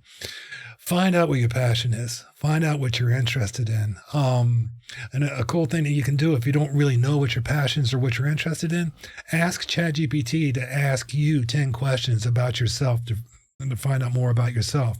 And it's scary because if you've been using ChatGPT, it's got a real good profile on you. So when it asks First time it responds back with your first name, you're like, holy shit. I know. But ask ChatGPT to ask you 10 questions about yourself and then answer those questions and then have it give you a summary of those answers, and it's kind of, it's spooky at first, but it's just like doing a psychological profile of someone. And you can actually take your medical records and upload them into ChatGPT and it'll give you a response, a reading of what we used to pay doctors to do, and so that would be my first thing, is to find out what your passions are, find out what you're interested in. If you're interested in marketing and advertising, then go after that. Find out what they are and then try to align your passions and your interest with your business. Remember, every product and service out there that is offered is a business. So if you can align your passion with your business, then your business has got a great chance of making it, because it's not like you're going to work. When I wake up every morning, I go to my offices, I'm happy, man. I mean, I am really happy. I enjoy what I do. I look forward to it. And I can't tell you how much different that is than having a job that you don't like. I had to go sell doors for a little bit when another crash and burn that I had. And I like the guys that I worked with and everything like that. I wasn't crazy about selling doors. I'm not, like, hey, this is my passion. This is what I love to do. But one of the things that I was able to do was look around while I was there and say, hey, you know what? Hotels and that, they need doors, don't they? Oh, why don't we sell doors to hotels and all that and have a special division for that? And that ended up blowing up for the guy I work with. And I think that's still going on right now. They got a specific division for a provision of doors to hotels and that. And then I got mad because I'm like, I should have just done it by myself, So I got a couple of screws loose up there, So anyway. Align your passion with your business or product, your product or service, and you're going to go through the moon with that, man, because you're never going to stop working on it. And that's the fun part about it. And it's something that you enjoy. And I think that this experience that we have called life, man, you got to enjoy it. You really do. What percentage of your clients do you interact with remotely as opposed to in person? All of them. So somebody who's interested in getting into what you're doing could be in the middle of Ohio and get a business like that off the ground. I'm down in Puerto Vallarta, Mexico. That's where I live. I fly back here once every 2 or 3 months, And I interact with everybody through Zoom. For me, I do miss personal interaction, man. I like belly sales too. I mean, I like meeting somebody. It gives you a better read on them. You can understand them better. You understand what their pain points are better. But with Zoom, it's very artificial, but you can kind of get that. But it gives me the ability to be able to reach out to anybody in the world. And so I think it's a trade-off, but it's one that's worked in my favor. You mentioned earlier that the best business idea in the world is not going to succeed without good marketing. Absolutely. If you take a business that's got a crappy product or service and you give it good marketing and advertising, that business is going to beat a business with great products or services and bad marketing and advertising, crappy marketing and advertising. How does a marketing company, though, you want to start a new marketing and advertising company, how do you market yourself? Well, first off, market yourself. Oh, like you're starting from scratch, you don't have any background or anything like that? Yeah, like how do you market a marketing business? Well, what you do is you find out your niche, whatever niche that you worked in before. Like say you were prior law enforcement or something like that. One thing you may want to consider if you really like that field, that industry of law enforcement, look at the suppliers for law enforcement. They need marketing and advertising. They need to market and advertisement to law enforcement agencies. That might be your niche right there. You've already got connections in the field. So I would start there. I'm just using that as an example, But defining a niche, I think, is critical in starting out. And then once you get that niche defined, you get some proper experience working with that because you're comfortable with it. You know that niche. You know what I mean? So you got a lot more confidence with it. And then once you have that, then you're able to maybe expand out into other niches that may be somehow correlated with that niche. Now, is the geofencing just a component of your marketing and advertising? No, it's our whole thing. It's what we specialize in. I work on the Simplified platform. It's a $1.9 billion platform. It's owned by Blackstone. So I mean, and it's the closest that I've seen to military grade. So you're buying into the service. Well, you're not creating the service. Yeah, you've got to have a seat on that platform. Got it. Yeah, it's $20,000 minimum a month spend. You got to have a month's minimum spend on that platform a month. And I was able to work with a cat that allowed me in there because he's ex-military too. And so I was able to get my toe in the door, and then I had to hurry up and grow it to be able to get that minimum spend. That minimum spend's tough, man. I can only imagine. Yeah. So, welcome to it. With one thing about being an entrepreneur, nobody's ever said it takes money to make money. I don't think I've ever heard that. It does. When you're an entrepreneur and you're just starting out, man, hell or high water. You scratch, you claw, you do whatever it takes to be able to accomplish whatever objective. And that's unfortunate in some instances, and others, it's just you got to get it done. And I remember just lying my ass off. Yeah, I do this all the time, man. This is going to be easy. Don't worry about it. Just to be able to get a seat at that table. And, thank God the guy liked me, man. Because I know the other guy didn't like me, and he wasn't going to let me on there. And you became a financial advisor with no experience or degree or college or anything. Yeah, I had college, but not in that field. No. I convinced when I went into the interview that the psychology was the best degree to have, because you're reading people and you're trying to figure out what their wants and needs are, and essentially what you want to do is fulfill those wants or needs. And they bought that line, and they ended up. So you just try things. You gotta keep trying, man. Yeah, and that's what it all boils down to. When I started with Get Geofencing, I would walk out in this little card table with my little antiquated laptop, and I would just try to figure out what I was going to do that day. And whether it was write a blog for the website, or try to improve the website, or even try cold calling, or try this or try that, you're just trying different things, and you find out what works. And unfortunately, experience is a cruel teacher. So you gotta figure out with what works by making a lot of mistakes. Speaking of writing blogs, how beneficial is it to do something like that when you're trying to get a business off the ground? Well, I tell you right now, it's very beneficial because essentially what you want to do with a blog is you want to write it in a FAQ format because that's what brings you visibility to AI like ChatGPT. You want to go in, you want to find out the questions that people are asking on ChatGPT, and then you want to take it, you want to put an answer, and then hopefully that's going to get you visibility to ChatGPT. Right now, people don't know how to get, everybody will tell you that they know how to, get visibility on ChatGPT and things like that. They don't. They don't know exactly where they're pulling from, the directories. They don't. Nobody knows. And so it's just, you're trying different things and see what sticks. Again, one of my complaints. Mm-hmm. Ask ChatGPT to give you a link to something, mm-hmm. and it's a coin flip if the link's going to work. That's very true. It's like, what's the point of giving me a damn link if it's not going to work? ChatGPT is like this wizard in Wizard of Oz behind a curtain, and nobody really can figure out, what's going on with it. The same, all of them are the same. All the LLMs are different. They put it onto this pedestal, and then when you really start looking under the hood and start playing around, you're like, you guys haven't worked out all the bugs yet, have you? You haven't. And, you got your other ones. You got Claude, you got, Gemini, all these LLMs, and they all operate differently. And so, I mean, it's a real circus. But I tell you what, there's a lot of opportunity. If you can figure out how to bring business visibility within one of these LLMs or all of the LLMs, man, you're going to be a millionaire real quick. And I mean, consistently bring visibility, not just point and take where it's at right now. And if you're out there and you're listening to this, you know how to do it. Give me a call. I'll make us both very rich. So. Any pieces that we haven't talked about, and any last piece of advice you'd have, especially, like I said, considering the basis of the podcast.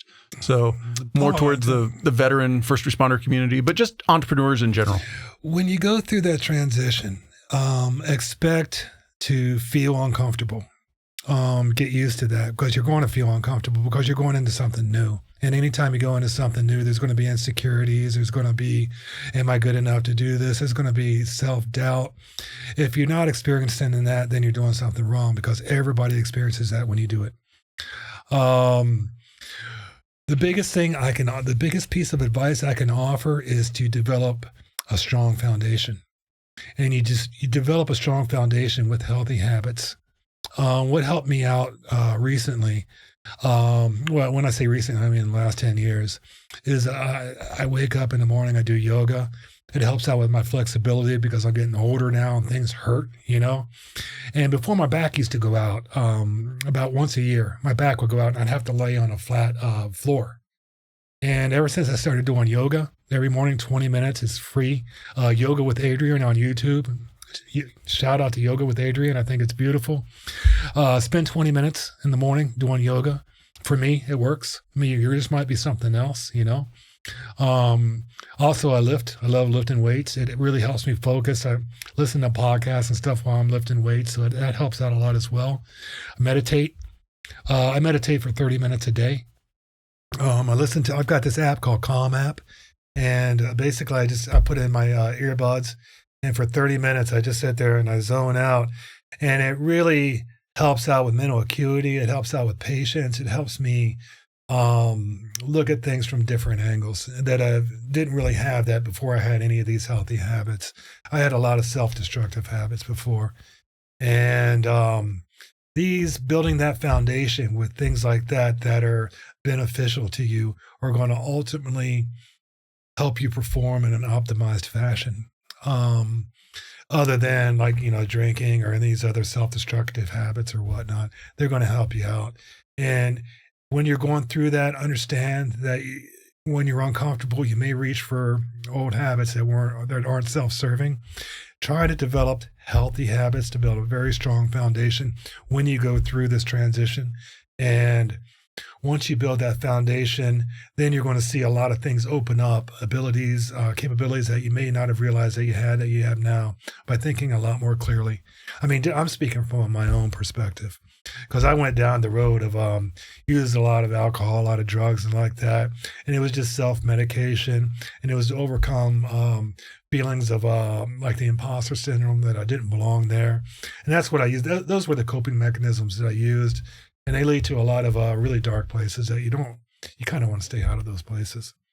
And by building a healthy foundation, developing healthy habits, you're going to perform in an optimized manner, and you've got a lot higher chance of accomplishing whatever objective that you choose that you want to accomplish, whether that's start a new business, go into a new line of work, do this, it's wide open. That's a lot of other things that when I was going through the transition from the Navy and the civilian world, I didn't realize that the world was wide open. I didn't realize I could do this, I could do that, I could do that. And the way that I realized it, but was actually doing it. And so you may get kind of lost in all the options that you have available. That's where I say, again, come to where your passions lie. Find out where your interests are at. Because if you can align your interests and your passions with your business, then you've got a win situation, man. You're going to have a lot of happiness. And that's what it all boils down to. Do you think the term, though, find your passion, gets a little overused sometimes? It probably does, man. That's why I brought in the ChatGPT, because I was getting so sick of people telling me, find my passion. I don't even know what my passion was, and it took me a while.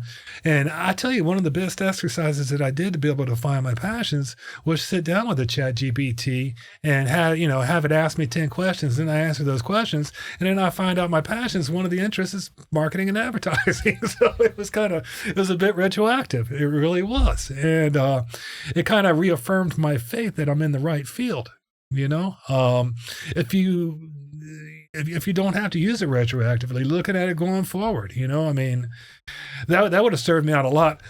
Another thing that is available now that wasn't really available when I got out of the service is there's a lot of support groups. And there's a lot of people that can really help you or benefit you through podcasts like this. That can, if you listen to their experience and the wisdom that they've already gone through, then you're not going to have to make the same mistakes that were made.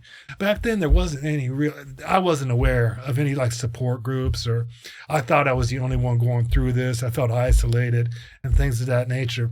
But through things like podcasts like this right here, it helps you understand that there's a lot of people going through the exact same kind of thing, and that you've got a support system now, and that you're not the only one, I think that's one of the people they talk down per se to social media in general and the doom scrolling and all the negative stuff. But if you seek out the good information out there, what you're doing is you're expanding even I'll call it your peripheral network. But if you're following people who are constantly putting out positive information, whether it be from a business perspective, whether it be a former first responder or a veteran who's made a positive transition out or had some pitfalls along the way, those are the people that you want to follow. Because like you said, not that you want them to make mistakes, but don't repeat the same mistakes they've made. And if they're open and saying, hey, this is what I did, as opposed to just constantly feeding into all the negative stuff out there, yeah. The algorithm's real. If you look at this and it's negative, guess what? The algorithm's going to say, oh, that must be what you want to look at. Yeah, absolutely. Look at the reflection of your algorithm, too. If you're getting a lot of stuff up there, you might want to change what you're looking for. That might be a real good mirror to look into, And so, I think that's a great point. That might be a good temperature check right there to check your algorithm out. What kind of stuff is this showing me, So, I appreciate your time. I appreciate the mask. Hey, right on, man. Thanks for coming on up. Thank you for sharing your story. Paul, this has been a real pleasure, man. I appreciate the opportunity. This is a real pleasure meeting you. I really love and support what you're doing. I think that what you're doing is very important, and I hope that it helps out somebody. That's the biggest part right there. Thank you. All the best going forward. All right, brother. You too, man. As always, thank you for listening or watching the episode. If you have any comments or questions, feel free to reach out on social media or send me an email. The links are all in the show notes. I'd love to hear from you. Also, if you're not already, please follow the podcast on whatever platform you get your podcasts. You can also subscribe on YouTube. And if you would, please leave me a rating. Ratings do two things. You can tell me what I need to fix or improve, and the more ratings also gets the podcast recommended to more people. Another ask, please share the podcast with anyone you think could benefit from and enjoy it. And last, don't forget, sign up for the newsletter.